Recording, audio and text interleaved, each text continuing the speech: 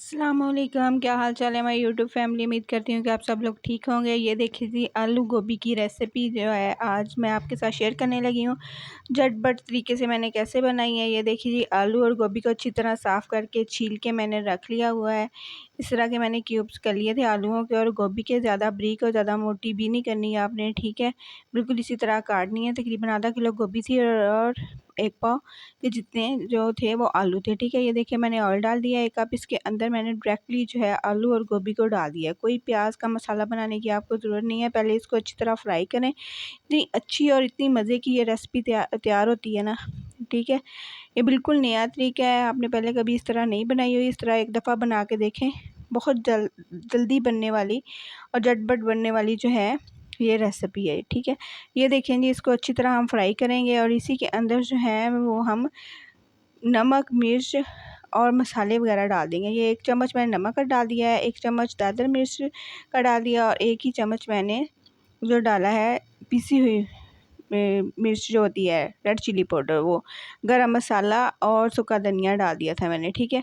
और इसको मैंने तकरीबन 5-6 मिनट के लिए ऐसे भुना है। थोड़ा थोड़ा सा पानी डाल के आपने इसको भूनते जाना है, ठीक है। फ्राई गोभी की रेसिपी आज मैं आपको देने लगी हूँ। उम्मीद करती हूँ कि आपको पसंद आएगी। अगर पसंद है तो मेरे चैनल को सब्सक्राइब करें और वीडियो को लाइक करें, शेयर करें, ठीक है।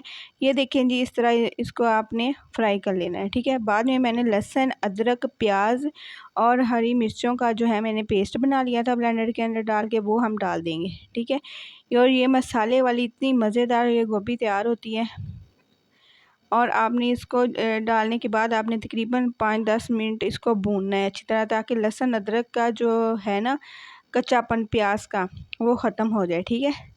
और इसी पानी के अंदर ये गोभी और आलू जो है बहुत अच्छी तरह गल जाने हैं, ठीक है। इसमें कोई भी टेक्निक यूज़ करने की ज़रूरत नहीं है और इतनी इजी और इतनी आसानी से ये बनने वाली रेसिपी है जो आज मैं आपको देने लगी हूँ। ये देखें जी, इसको इसी तरह फ्राई करना है आपने 5-10 मिनट तक, ताकि जो इसका कच्चापन है प्याज, टमाटर, हरी मिर्चों का, अदरक का, लहसुन का, वो ख़त्म हो जाए। थोड़ा सा पानी आपने ब्लेंडर के अंदर साफ़ करके तो इसी के अंदर डाल देना है, ठीक है। कोई भी चीज़ ज़ाया मत कीजिए, ठीक है। ये देखें जी, इतना सा पानी डाल दिए। इसी के अंदर हम गोभी और आलू जो है वो बहुत अच्छी तरह गल जाने हैं, ठीक है।